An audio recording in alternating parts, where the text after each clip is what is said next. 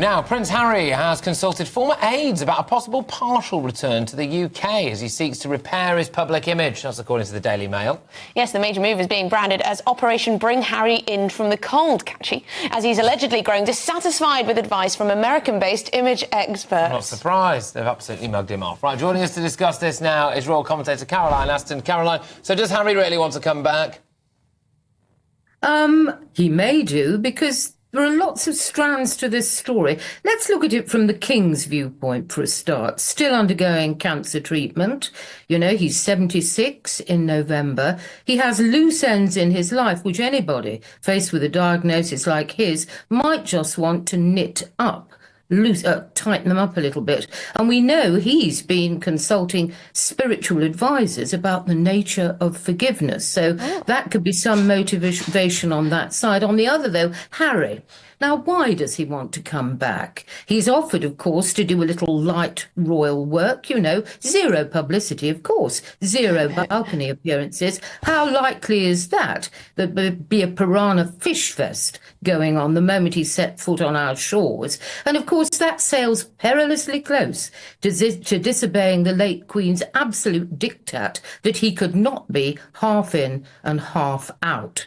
And at the back of all this lies the undeniable fact that Bran Sussex, the great American dream, has somewhat lost its way.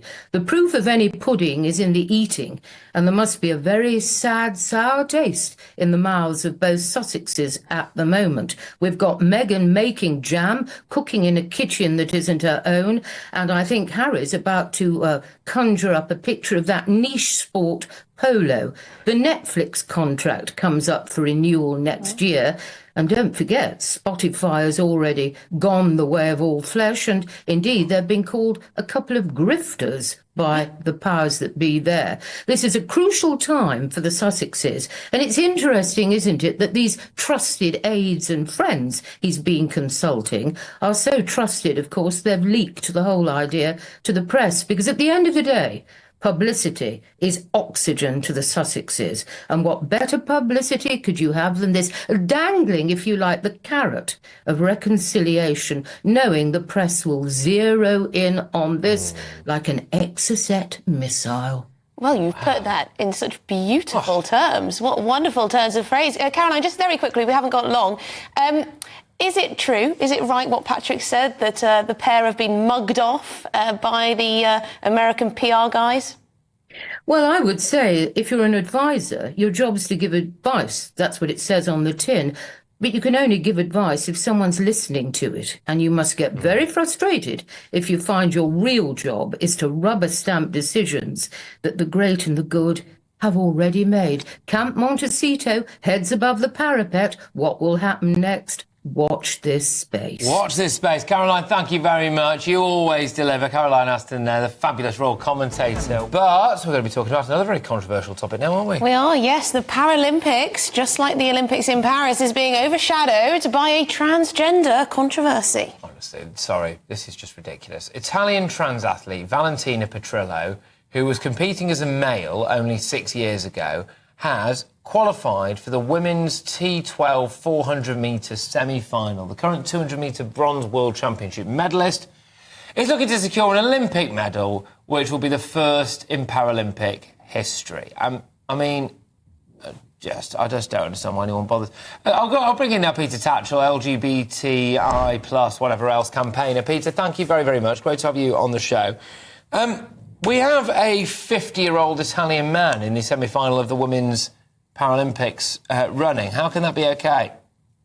Well, a 51-year-old trans woman who the World Para-Athletics body, the governing body of the Paralympics, has decided that her testosterone levels are sufficiently low to fairly compete against other women athletes. So far, she's through to the semi-finals, but she was only the 6th fastest. So there are 5 other biological women who beat her in the heats. So I don't think she's in much of a chance to get a medal. She might.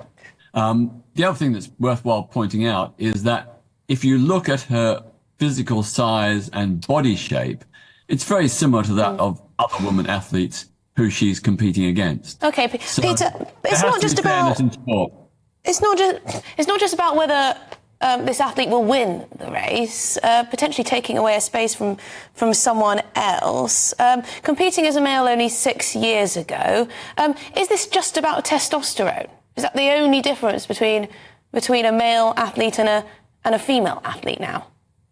Well, no, Valentina has been through a process of hormone treatment and gender reassignment, and that has reduced and interfered with her metabolism. She is now not as strong as she was when a man. She's got less energy, less strength. So that is why the world governing body has said it seems fair that she can compete. Didn't know women had less energy. Obviously, fairness is very important in sport, and I totally get that, and I support it. But I don't think there is evidence from the world governing body that she has specific advantages since she did the transition, has undergone those very extensive It's one of the very obvious signs that there is an advantage, the fact that he's 51 years old and he's at the Olympics. Well, that is a disadvantage. You know, she is many years older, in some cases, I think 20 or more years older than other athletes. So that's a disadvantage. Yeah. Age is working against her. Well, it's not, is it? It's in the semi-final of the Olympics. They've got to the Olympics. It's ridiculous. I mean, you don't see... I mean, I don't... In what other professional sport do you see, realistically, the one that involves some kind of physical exertion? Someone who's 51 years old competing at the top table like this. I mean, the implication would be that maybe they have a natural advantage, Peter. Well, the implication is that they are a very studious and industrious athlete who trains very well. And by the way, Valentina's race times are much lower now than when she competed as a man. And that's because she's undergone hormone treatments and so on, which have physiologically altered her. They've made her body more akin to that of a woman. And that's how hormones work. I understand your argument, Peter. I think the problem is that a lot of people just think that when it comes down to sports, it should be biological sex that dictates which category you're in. So we're never going to agree on this because you think that if you've gone through the hormone therapy and you've gone through the gender reassignment, therefore you should be able to compete in the category you like. But other people think it just has to simply come down to biological sex. So we're never going to agree on this one. But do you understand why there is some, people have a problem with this? I totally get the concerns, and those concerns are valid. They need to be assessed. But as I said, the world governing body, World Para Athletics, has assessed... Yeah, but the rules keep changing. That's why I don't take that as gospel, because they keep changing their mind on things, don't they? They are the professional body, and they have deemed that fairness in sport is very important. And in their estimation, given the treatments that Valentina has been through and her lower level of testosterone, that it's fair that she competes. Just having a little look again. The world governing body. Who's the head of World Para-Athletics? A chap called Paul. Who's the competition senior manager? You've got someone called Martin. I just think, yet again, you've got men here dictating what a woman is. Really, I just find that, all right, great. So Paul has said, has he, that Valentina is a woman. Well, we'll have to take Paul's word. Paul, that's fine, that's great. But if Paul's okay with it, then women everywhere have to be fine with it, Peter. Hang on, the decision to allow Valentina to compete was not down to one or two people in the world governing body. Well, they run it. They set the rules. Down to a committee which looked at all the evidence and made a decision.